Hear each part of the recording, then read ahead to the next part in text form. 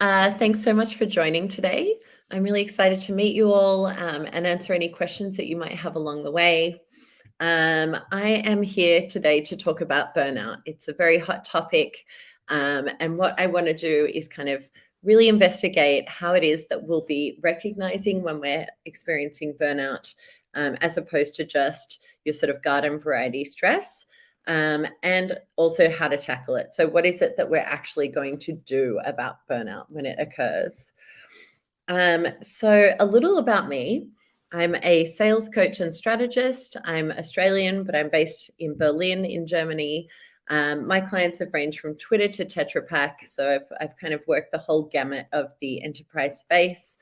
But at the moment, I'm focusing on helping digital studios and innovation consultancies with their sales work. My passion is really to find much more progressive approaches to work challenges. So I really love to simplify, to streamline, listen to my clients and listen to all the relevant voices, but also have a lot of fun as well. I'm also a published writer. I've written for a couple of online publications, and I do some fiction writing in my free time. I'm an Olympian. I went to the Athens Olympics back in 2004, and I'm a neat freak. But I'm also allergic to dogs, which is really sad because I love them. And so after I took this picture with this dog, I put him down and washed my hands. Actually, it's a her by the looks of it. So let's jump in. I thought we could actually start today with a bit of a meditation on life and work and how we're going to approach these things. So I was reading this book last night by Deborah Levy. She's a very renowned author. And I love this quote, and I think it really sets the mood for today. Of all the arts, the art of living is probably the most important. So what I love about this is that it's so focused on making sure that you're actually living on top of working, which I think can be something that we forget to do, especially when it comes to burnout. So let's get started by addressing burnout today in a very tactical and mindful way. So we'll be quite practical here. And if you can't take time off, if that's not an option for you, then all of this content that we're covering today will very much address these things. So I thought we should just quickly talk about what exactly burnout is. So the World Health Organization describes burnout as a syndrome conceptualized as resulting from chronic workplace stress that has not been successfully managed. So for me, I really feel like when your workplace stress is not staying at the workplace, it's actually following you home, following you into your kitchen and into your bed and into your dreams, that's when it's not being properly managed. Burnout is characterized by feelings of permeating stress, insomnia, irritability, exhaustion, and or fatigue. So I think during the pandemic, a lot of us experienced very severe burnout while we were working from home. And I think that's because our personal and professional boundaries were becoming increasingly blurred. So it was kind of this thing where you're like potentially working in your bedroom or at your kitchen table, and there's no way to sort of create boundaries between work and personal life. So the first step, I believe, in terms of tackling burnout is diagnosing it and really kind of understanding where it is, why it's happening, and whether you have that or just some regular stress.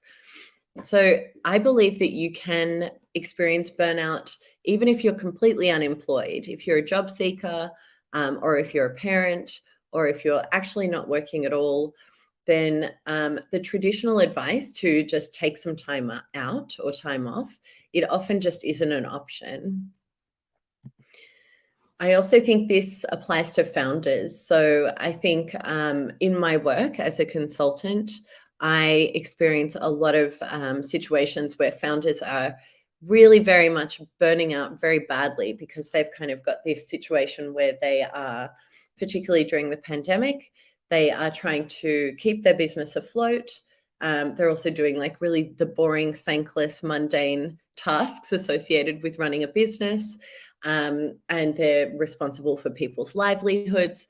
So there's a lot of stress associated with being all of these things, actually. And so I really want to be able to share a couple of tactics around how to ease this stress. I'd love to know, just in your mind, what do job seekers, parents, and business owners have in common?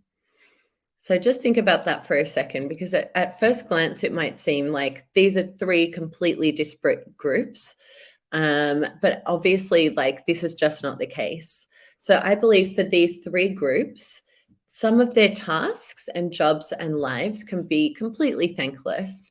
So, for example, if you're a new parent, maybe you're at home all day, you're doing laundry, you're washing up dishes, you're making food, you're changing nappies, you're vacuuming, you're cleaning. Nobody's giving you a certificate for that. So there's not a lot of recognition in this role. So I think that leads to a lot of people feeling very burnt out in parenthood as well. So let's get started with the first step of my 4 hyper-practical tips around addressing burnout. So first of all, we really need to recognize the warning signs. There's a German psychologist. His name is Herbert Freudenberger. And he basically he wrote a book about burnout, which is really interesting, but it's all the way back from the 70s. He specialized in stress, chronic fatigue, and substance abuse. Now, you might think these things are kind of like maybe they don't match together, but his idea is that when you're under a lot of stress and you're suffering from chronic fatigue, these are times when people tend to self-medicate and develop substance abuse issues.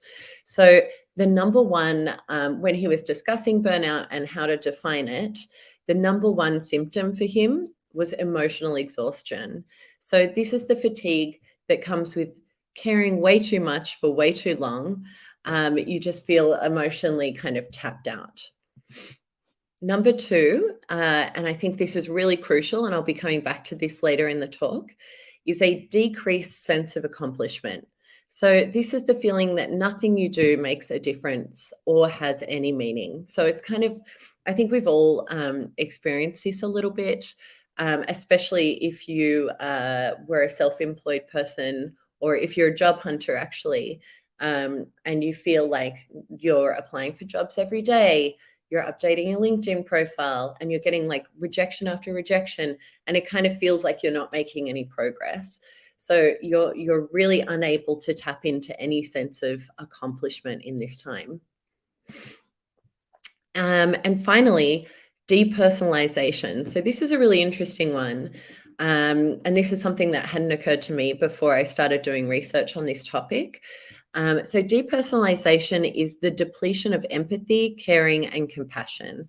So I guess we can all kind of relate to this a little bit when you're really stressed out at work and you're exhausted and you just feel like you're putting it all on the line.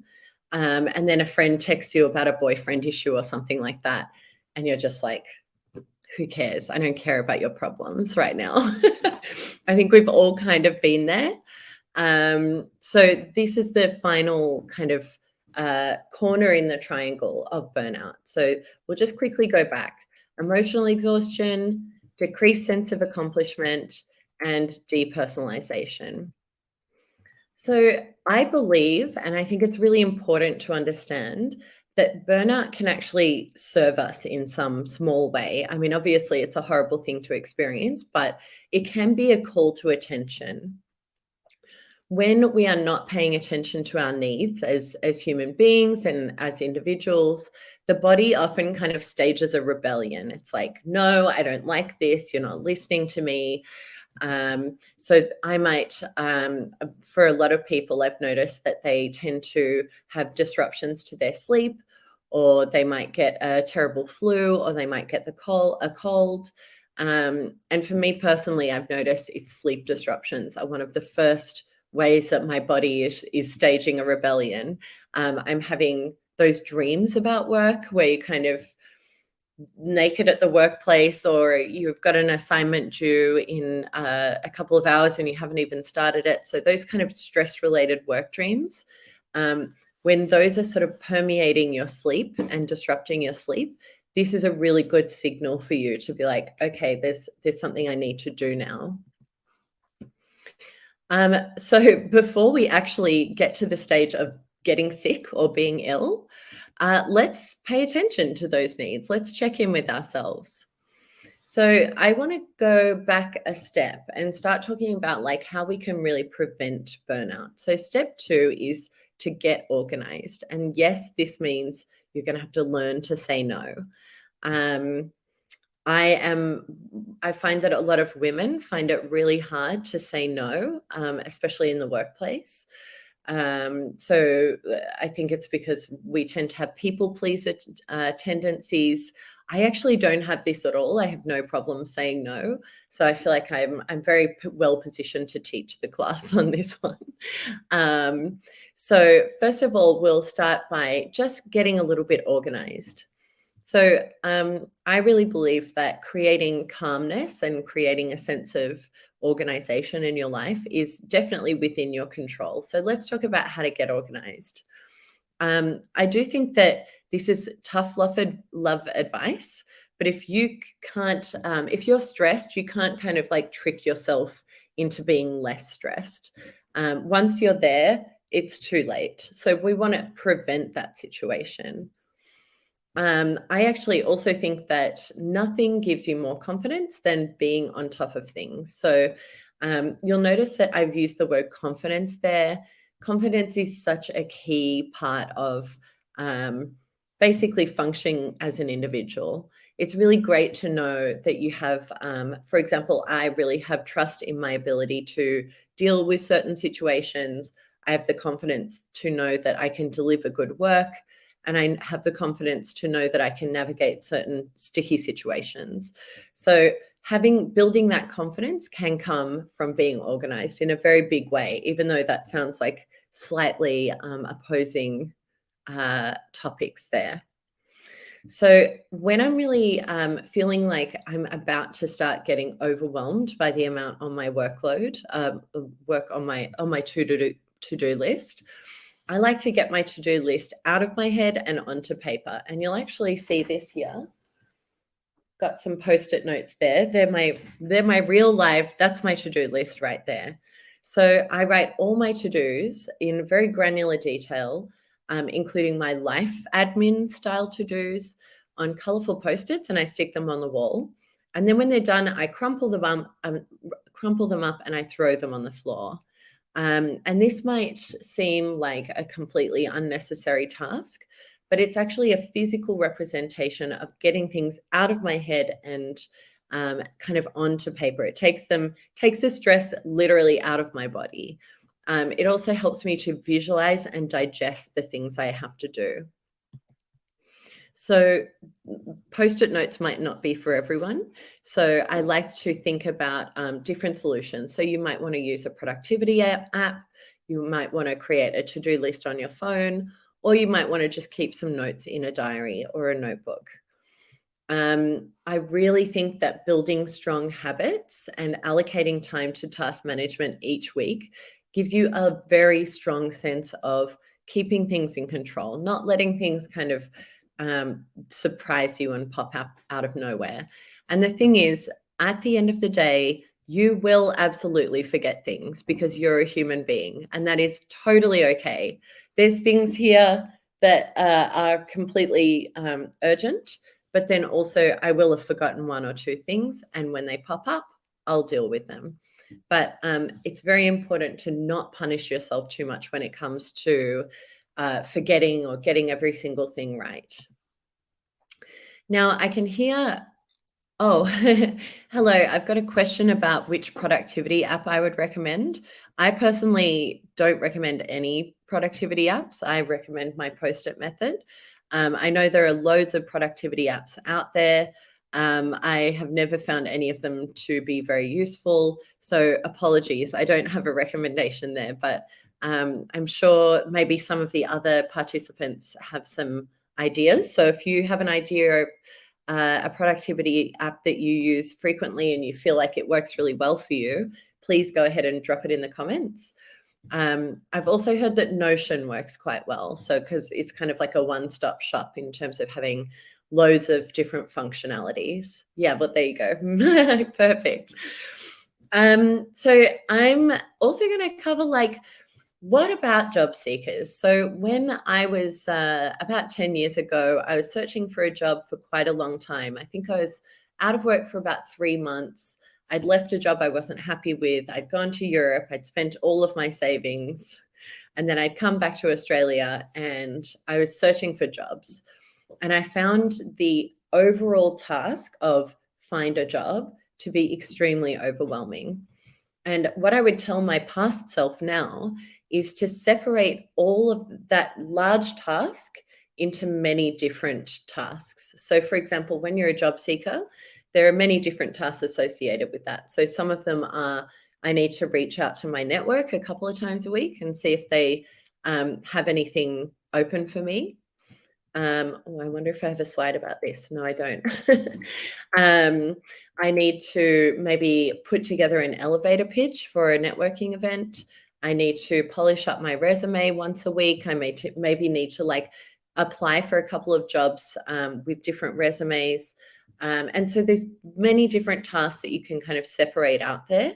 And so I think the important thing in the job seeker journey is to make sure that instead of saying, I have to find a job today, which is a huge and overwhelming task and can be very frustrating. You say, okay, what do I feel like doing today? Am I feeling outgoing and confident? If so, maybe I'll go to a networking event, or maybe I'll try and call an old employer and ask him if he knows of any possible opportunities for me. Or maybe I'll take my old boss out to lunch and ask her if she has any feedback for me. So there's a whole bunch of different things you can do in the job seeking process. So just make sure you're separating them out and ticking just something off every day according to what you're feeling. Okay, let me just quickly look at these. Okay, cool. There's some great recommendations about productivity apps in the comments there. Thank you very much. Okay, cool. So next, I really want to talk about learning to say no. Now, I have a lot of, especially female friends, who just find it really impossible to say the N word. Sorry, that was a terrible joke. But it is so crucial for your development. I think that being an adult means listening and attending to your own needs. So this is, again, it's quite a tough love approach. So once you grow up and you start to like be in the workforce and pay rent and be a grown up, you need to be the one who is like paying attention to the needs that are coming up for you. If you don't do this, no one else will. So I feel that this is actually a really empowering statement. So I like to think of it like, I look after myself better than anyone in the entire world. I know what I need, I know what I want, and sometimes that means saying no.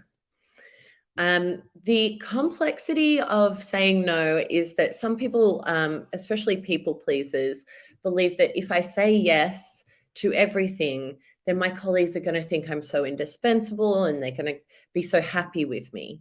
But at the end of the day, all that saying yes to everything is going to achieve is that your colleagues will assume that you're able to stretch yourself more and more and more.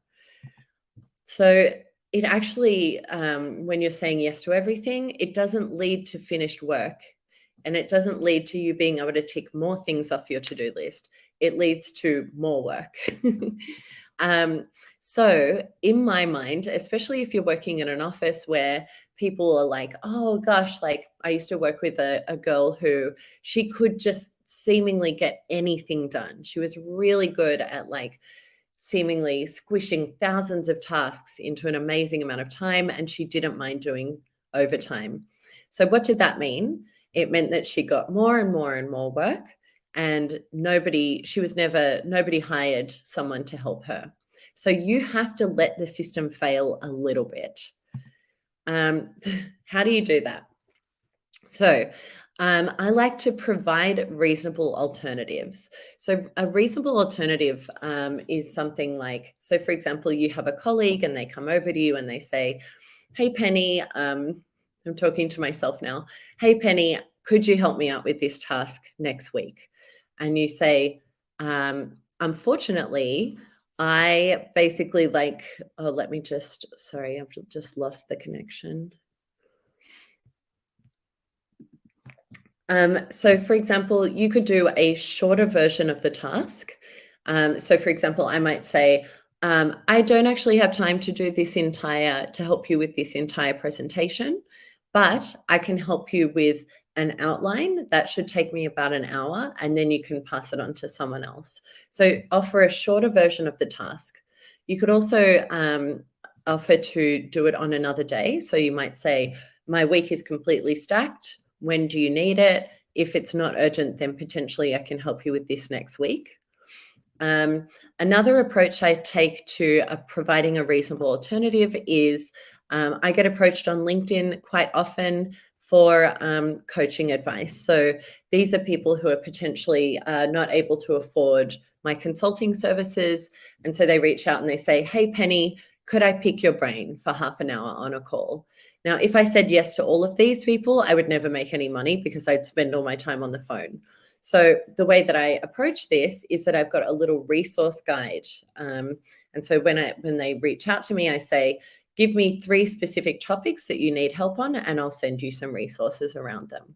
So that takes me 10 minutes as opposed to sitting on a call for half an hour. You can also ask colleagues, and you can ask them to talk to your manager.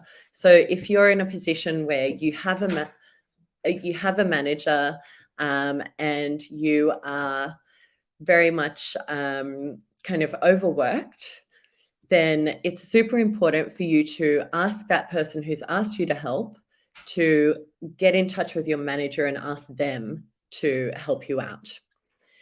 The second bit here is to visualize and share your calendar. So this is a really powerful tool, especially if you're working in office in person. So something that I always do, even as a freelancer, is I block out even non-client facing time in my calendar. So it's super important to do this because it means that basically you can always see what time you have booked in and where. And this means that if you're in an office and someone comes up to your desk and says, hey, Penny, can you help me with this thing? You can actually show them your calendar. You can turn around your laptop and you can say, I'm blocked Tuesday and Wednesday because I have to do this task. I am in a client workshop Wednesday and Thursday, and Friday I'm doing internal work. So as you can see, I'm completely booked. That's a really great way to say no, because you're not being an asshole. You're just showing them that you're actually completely booked.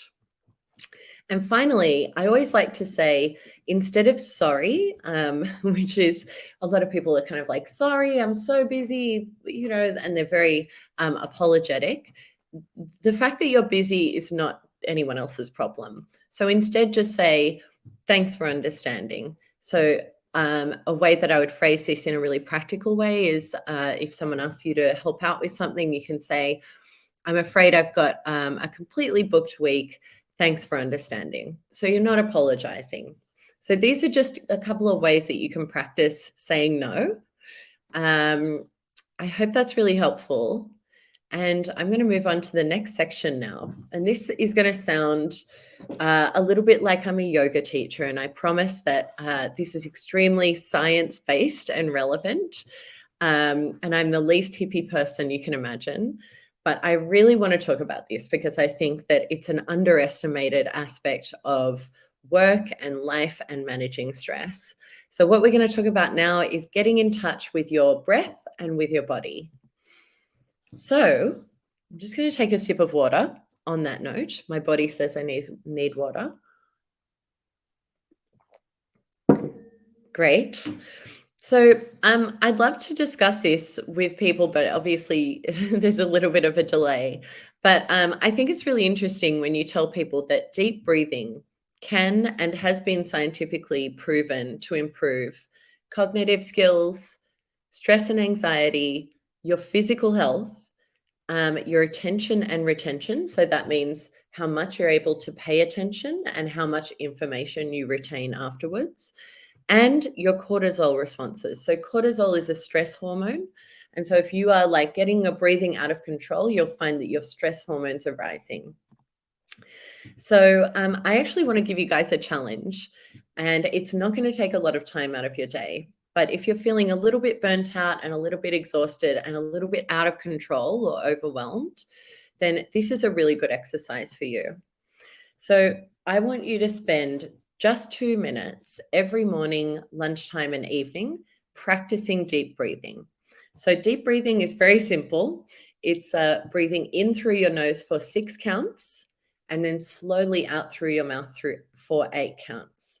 Now, I know that sounds like completely not work related, but I'm telling you right now, um, when you're as I mentioned before, I used to be an elite athlete. And this is actually a strategy and a tactic that sports psychologists use to help elite athletes perform. So when I was at the Olympics, it was like terrifying. I was so nervous. I'd spent my entire life preparing for this moment. My hands were sweating. My breath was out of control. I was shaky. My mind wasn't focused at all. And so the sports psychologist that was allocated to me at the Olympic Games took me aside, and we just did this for 5 minutes. In through your nose for 6 and out for 8. And by the end of it, I felt completely calm. And it's not because of any kind of uh, magic. It's literally your breath is associated with the hormones and the stress responses in your body. So I'd really love to see a couple of people in a week's time let me know via DMs on LinkedIn if this has worked for them. It's a great thing to do if you're really stressed out. Ed, you can just do it for 2 minutes, morning, lunchtime, and evening. So someone's just asked for 5 minutes each time. 2 minutes is actually perfectly fine. You can go on and do it for 5 minutes if you want to, but 2 minutes will actually work incredible wonders. So I can't wait to hear about whether that works for you. Now let's talk about bodies. They're not just here to make us walk around and eat snacks. Bodies are super important. So we often forget that our bodies and minds are highly interconnected. When burnout occurs, I see this as our bodies crying out for help, but so do scientists and doctors. So it's not something I've invented. So this cry for help occurs when the stress that lives in our mind spills over to our bodies in the form of sickness or stress symptoms. So these might be if you've ever experienced a stress symptom like losing your appetite or eating too much or wanting to drink too much alcohol or lashing out at a friend or family. Or the classic one is not sleeping. Often when people are quite stressed, they find it hard to stay asleep and get to sleep. So the solution is to really pay attention to your body. I really believe in finding exercises that make you feel present and like in touch with yourself.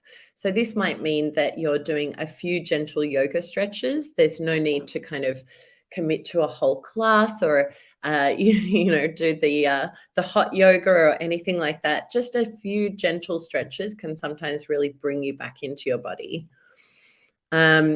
You can also take a nice stroll around the block. This is something that really helped me last year, just literally leaving my apartment and walking around and looking at nature. Or you might want to dance around the kitchen to one of your favorite songs. So just whatever works for you. It might be a meditation. It might be a little tiny workout. Whatever works for you, just find those, write them down, and add them to your self-care routine. So a little challenge here. I've got 2 challenges for you. So the first one is to stop treating your body like a piece of meat. So we're not just skin and organs. We are actually like very, very connected. Sorry, I'm so bad at looking at the comments. This is so great. Yes.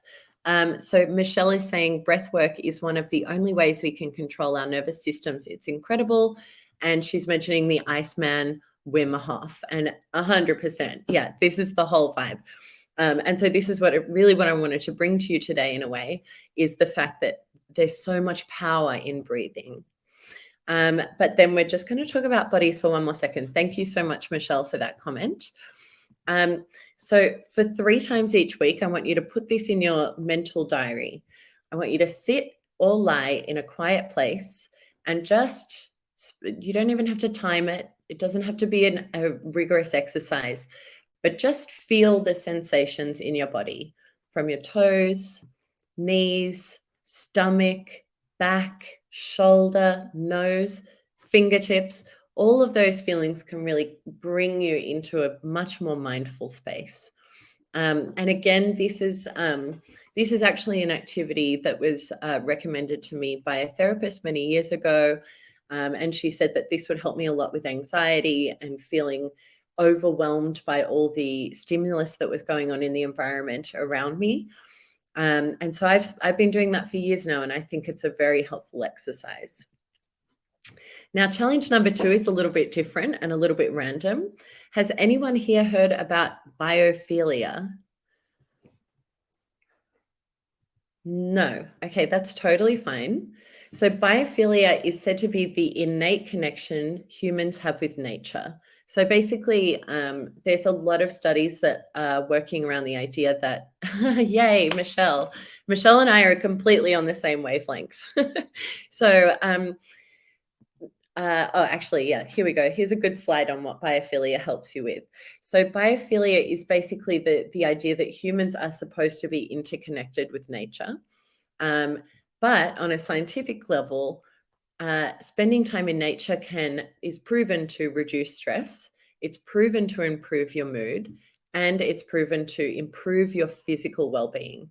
So I would love to challenge you guys before winter really hits. I think when I moved to Berlin, I had a lot of trouble in the winter time when all the leaves come off the trees and the grass goes away. I had a lot of trouble feel like maintaining a good mood during that time. So what I've done is, purchased a whole bunch of pot plants and enjoyed the fact that I'm like nurturing them, but I also just having those in my space is a really good way to keep my mood positive. So I know that we have talked about a lot of kind of like touchy-feely kind of stuff, but now we're going to get to what I consider to be the most important way to tackle burnout. Michelle is just very adorable in the comments there. So in all of my research on burnout, now I've been researching this probably for, where are we now? I would say a year, since I had quite a severe burnout episode during the pandemic. I think that one of the really consistent themes that have come through every single piece of theory and research around burnout is that people are losing meaning in their work and their lives. So let's go back. So I think you might remember this concept from a few slides ago. So one of the second parts of one of the key parts of burnout as a specific condition is this decreased sense of accomplishment. So this is the feeling that nothing you do makes a difference or has any meaning. So I went on a bit of a podcast binge the other day, and I heard a lot of people talking about the idea that they were doing a job that they do love, but they were finding it really difficult to feel like they were actually making progress. So I really want to tackle like how to find meaning. Oh, sorry, I have a little comment. Just going to close that if that's okay. I'll answer questions at the end, just because I've got a little bit more to get through, and then we'll answer a bunch of questions.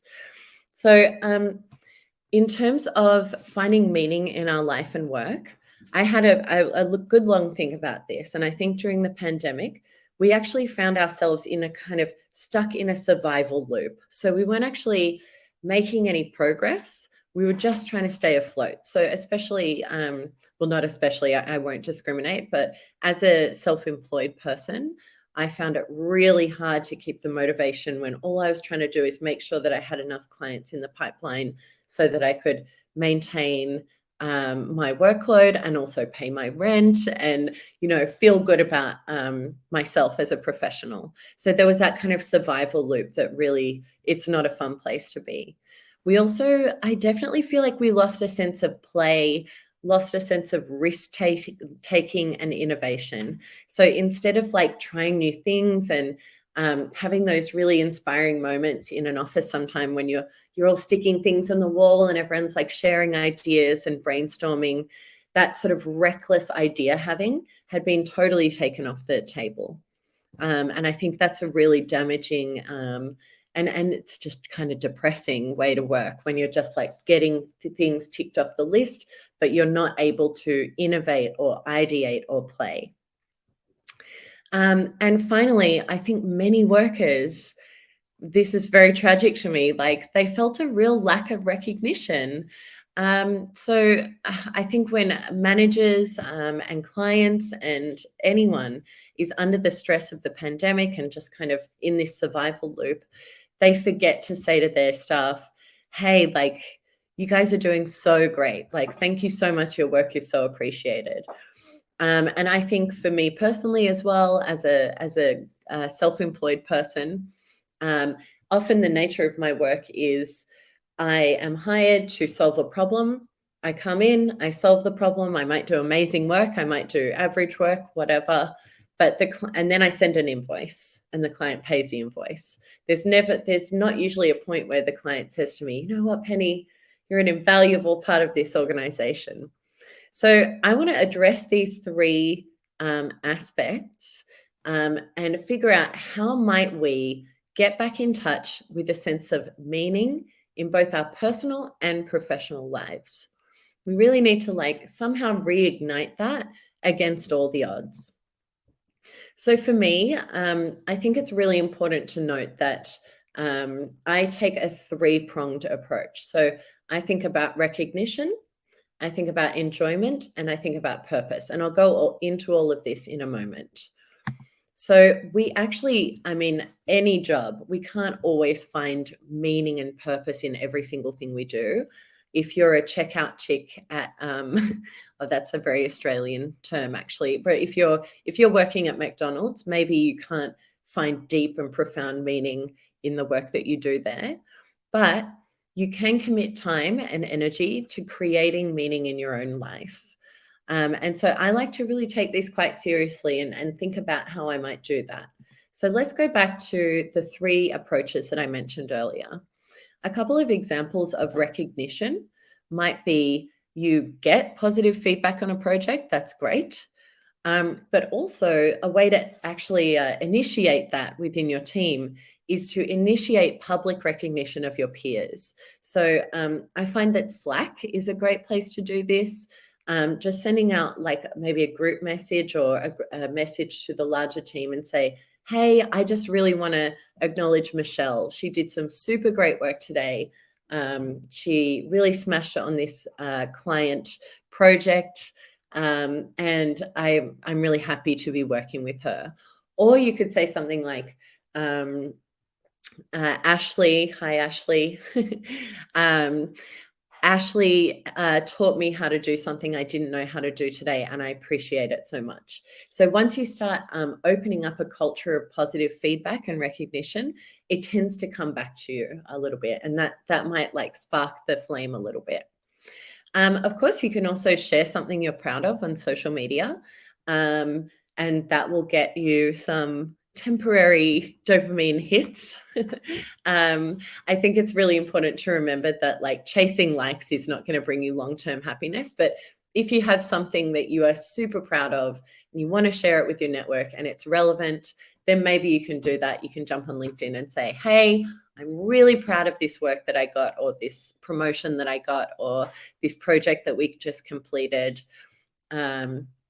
Is there anything you're proud of? And kind of like put that recognition out there to yourself. Okay, so now we're going to talk about examples of enjoyment. Now, this seems like pretty basic that I'm trying to explain enjoyment to you, but I think, again, we need to spend time allocating time to making sure that we are enjoying our lives. And it comes back to this Deborah Levy quote. It's about the art of living. If you're going to live a happy, content, fulfilled, purpose-filled life, then you need to make sure that you're setting aside some time for enjoyment. And I'm so passionate about this because I see people working themselves to the bone and really just giving their heart and soul to a company and then forgetting to enjoy the rest of life. So make sure that if you're kind of more of an introverted person, maybe you're taking time to have fun with your hobbies or your podcasts that you love or reading books that you're really into. If you're a more extroverted person, then spending social time with friends and colleagues is a really great way to enjoy and create meaning in enjoyment. And then finally, I think this is a really interesting one. I like to sometimes plan an event that excites me. So I've read a lot lately about the fact that the anticipation and the planning of a trip or an event is often equal to the actual enjoyment of the actual event. So if you're like, I'm completely broke, I'm a job seeker, I have no no money coming into my account in sight, but that doesn't stop you from jumping online and figuring out, when I get a job, where do I want to go? What do I want to do? Where do I want to take my first vacation? So that might mean that you're like figuring out what the flights costs, you're figuring out flight times, you're looking at destinations. You could also plan something much more simple, like a picnic with your friends or a games night. So making sure that you're scheduling time to just plan to have fun, because that's actually scientifically proven to be almost as much fun as the fun itself, if that makes sense. And finally, I want to talk about examples of purpose. So this was a really big one for me last year. I really, because I was working with a lot of organizations that were in survival mode and they were in that survival loop, my work was extremely high stress. I felt like I was a therapist to many very, very stressed out business owners. And it wasn't rewarding as much as I would have liked. We're all just like pushing through and really having a hard time. So what I did quite randomly on International Women's Day was offer the first 5 people to get in touch with me in DMs, offer them 30 minutes of just chat and advice. So, and it was a celebration of International Women's Day. And so I had these 5 amazing women, actually had quite a few more than that. And I ended up doing 7 of them. But I had these amazing people coming into my inbox and saying, hey, I'd love some career advice from you, even if it's just a bouncing some ideas around and getting your opinion on my plans. I'd love that. So I met up with these people. I felt great about myself because I was like, oh my gosh, I do have like proper expertise that I can share, and it feels very good to share it. And also I get to meet these wonderful women who are so motivated and passionate. So it was a really rewarding experience. So the point of the story is, if you feel like you're lacking a bit of purpose, sometimes mentoring someone or providing support to a colleague or friend can really help you feel much better. If you're much more of a craft-based person and you find a lot of purpose in enjoying your craft, then maybe you could start a little side project. Maybe you should do something like a little coding challenge or a design challenge and work on that in your free time. Or finally, you can read books and listen to podcasts by people that you really inspire you. So for me, if I'm feeling really down in the dumps, I always listen to Brené Brown. I think that she's got a great, empathetic, kind, generous, compassionate way of looking at everything. And so I find that I keep those little podcast episodes in my backlog if I want to reignite my purpose.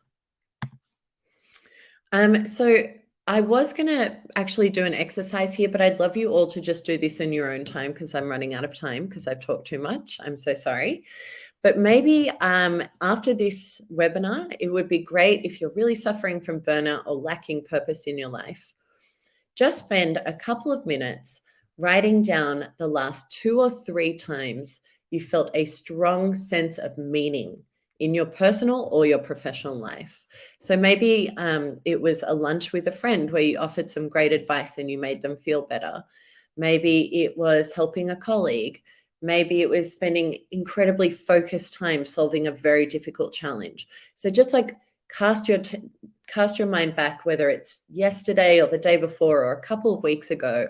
When was the last time you felt a very strong sense of meaning in your personal or professional life? And then just kind of like ruminate on this, focus on it, because this will help to guide you. Okay, I'm going to speed through this last section. It's super quick. But finally, I believe you should really listen to yourself. So if you're feeling dread at going into work every single day, if you're feeling lost and unmotivated on a long-term basis, so this is months at a time when you're just really not feeling it, or if you're having more bad days than good days, if your bad days are like 80% and your good days are 20%, then if the answer to these three questions is yes, it might be time to address these issues on a deeper level. So I find a really simple solution to this, and don't underestimate the power of note-taking, is to keep notes on how you're feeling every single day. So this doesn't have to last forever, and the notes don't have to be detailed. So at the end of the day, if you're on the train home or you're just sitting in front of Netflix, just quickly note down what made me feel good today, what made me feel bad, and what I'd like to do more of. So a good example of this is when I was at a job a couple of years ago. What made me feel really good was jumping on sales calls with potential clients and having that really great chemistry that comes with a good sales call, and really feeling like we had a positive and trusting and collaborative conversation. And whether I made the sale or not at the end of the call, it was irrelevant. What I liked was that connection. What made me feel bad was going into meetings where there was no clear agenda and nobody wanted to be there, and we were solving a problem that was too big for the 1 hour time allocation. And what I wanted to do more of was to share my knowledge and my experience with people who wanted to hear it. So those things eventually did lead me to where I am today. And it was over time, I really sort of started to see patterns throughout my desires and my wants and my needs, as well as really identifying what was lacking in my life. Okay, I've just been talking for 48 minutes straight. I'd love to answer some questions. We've got 12 minutes to do so. Hi, Sarah.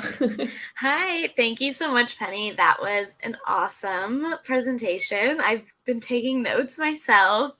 So valuable to any kind of job or school situation. And thank you so much to everyone who's been participating in the chat. I think you all are really helping each other as well. So that's really great to see. And also thank you, Corey, for bringing up CareerFoundry Slack channel. If you're already a student with us, then you have access to this now and forever.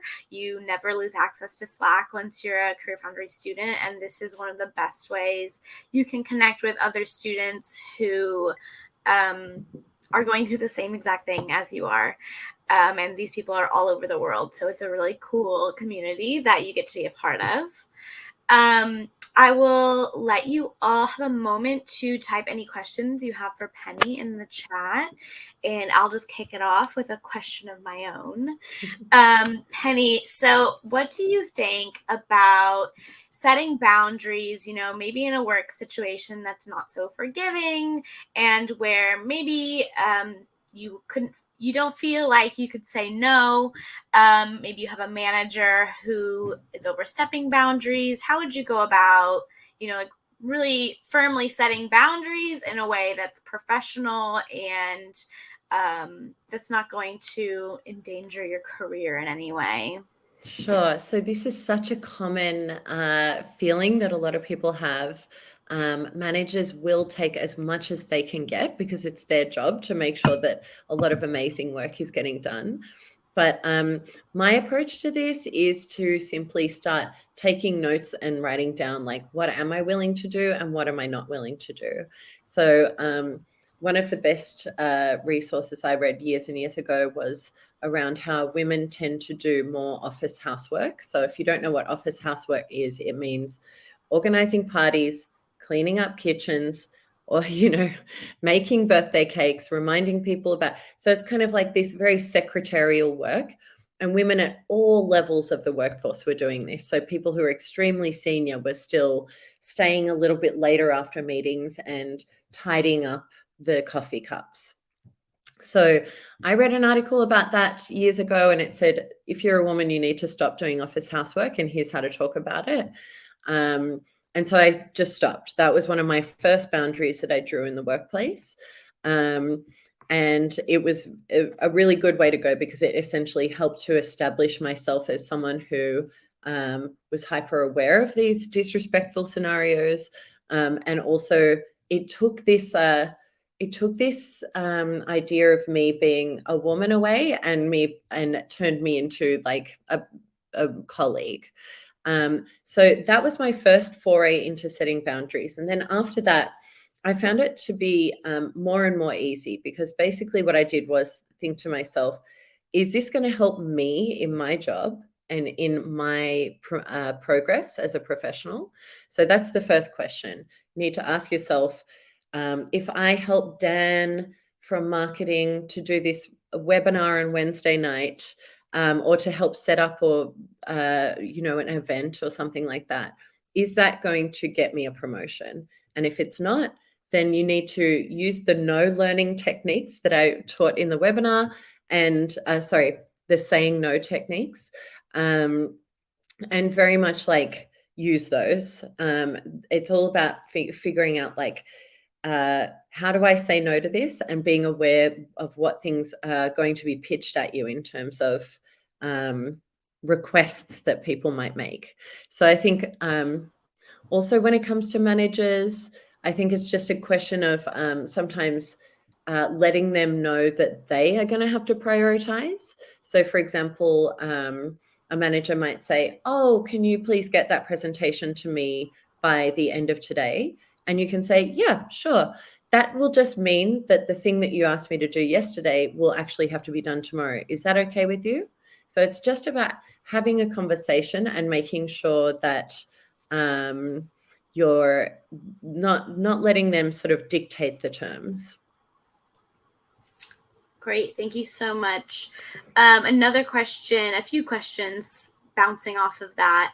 A lot of our students are starting a brand new career, so I feel like that exacerbates the kind of fear of doing anything wrong, or it's harder to set boundaries when you're brand new into an industry and in a job.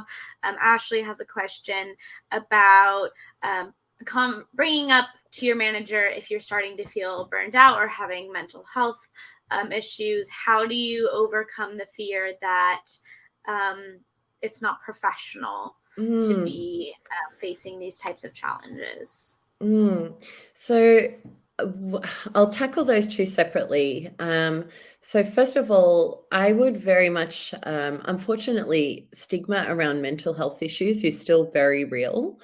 And also, on a much more charitable note, I think people just don't understand very much about mental health issues. So you can't actually trust your manager to have done much deep research on depression and anxiety and so on and so forth. So I would always just potentially avoid letting them know directly, unless it's something that unless the manager is someone who you absolutely trust and you've got a long-term relationship with them. So maybe just don't. Unfortunately, my advice is always to just not mention mental health, because this can kind of be used against you. It can also, not in an evil way, but people might be like, oh, well, Michelle, she's struggling a little mental health wise, so we won't put her on that really exciting project. And so it might mean you're missing out on like the really exciting opportunities that your workplace has to offer. So mental health issues, pretend it's something else. Weird advice, but I think probably good advice. If you're starting to feel burned out, though, that's a different question. And I think the good thing about the pandemic, if we can pick anything that's good about the pandemic, that would be that burnout has come to the front of the conversation, very much so. So managers are becoming much more aware of this. And I think there's actually a really simple solution to this. So I would actually ask for some of your manager's time. Don't let them know what it's about. because you don't want them sort of freaking out about the word burnout. And then just sit down with them and say, listen, I'm feeling completely overloaded at the moment. Can you help me a little bit with managing my schedule? I've got Steve from marketing. He's asking me to do a lot of things. I've got this, I've got that, I've got this. And I would really love your advice on how to navigate this workload, so that I can fit it all in, and then remind them at the end of the day, you want to do your best work, and you're not going to be able to do that if you're working 14 hours a day.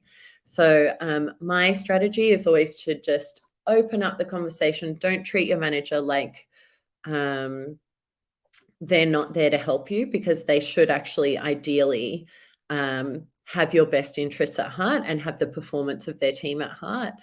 So you can just say to them, like, here's all the stuff I have to do. I'd love to sit down and talk through it and figure out how I'm going to prioritize this, because I'm struggling a little bit at the moment.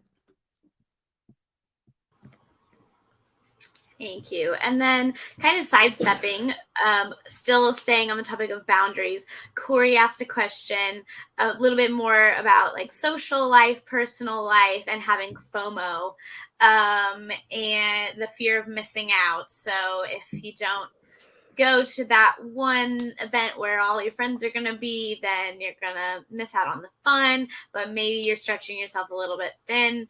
How do you accept this and kind of let go of that fear when you really need to be taking a step back to take care of yourself?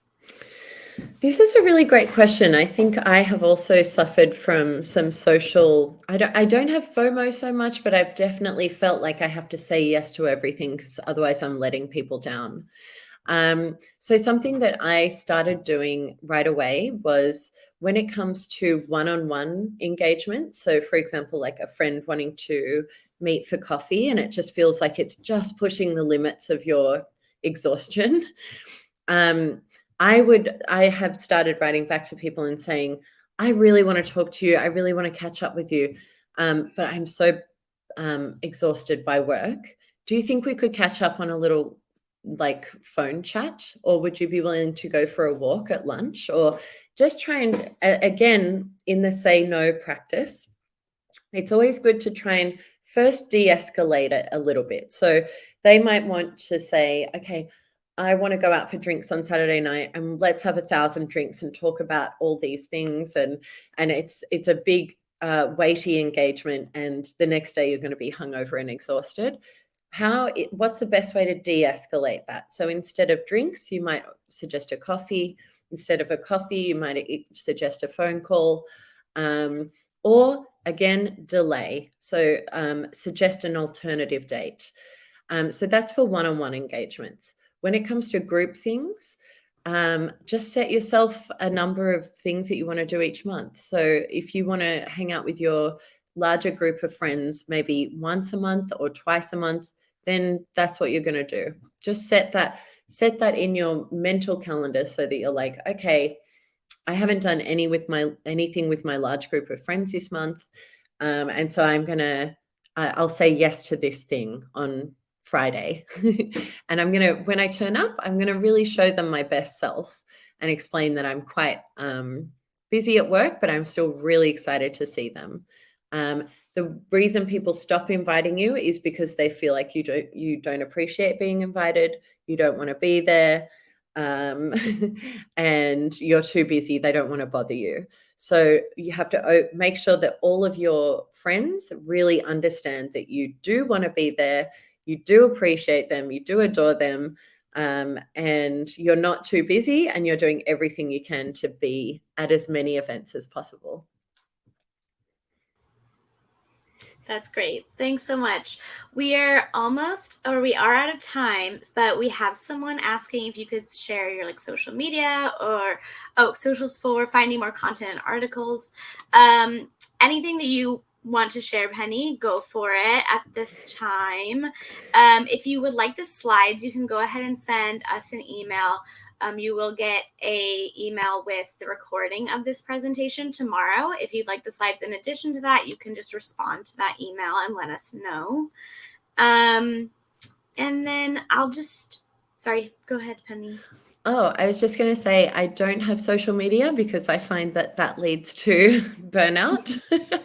But I have LinkedIn. So if you want to contact me on LinkedIn, and I see there are a couple of questions there that I didn't get to, I'd be more than happy to answer those questions on LinkedIn. So my name is linked on LinkedIn is just Penny Blackmore. And Awesome. yeah, you should be able to find me there. Awesome. Well, that's a great final closing tip in case any of you are really experiencing some burnout. And I see another comment about the recording. If you attended this event, you will get the email automatically, so no worries about that. It will be tomorrow. Thank you all so much for attending and participating in the conversation in the chat. Again, I think that really contributed to a great feeling with this presentation. And Penny, thank you so much for your insight and advice. If you are interested in enrolling in a CareerFoundry course, if you have not already, please do click on the little sticky note at the top of the chat, and you can chat with one of our program advisors to learn more. Cool. Thank you so much. Have a great evening or day wherever you are in the world. Thank you. Bye-bye.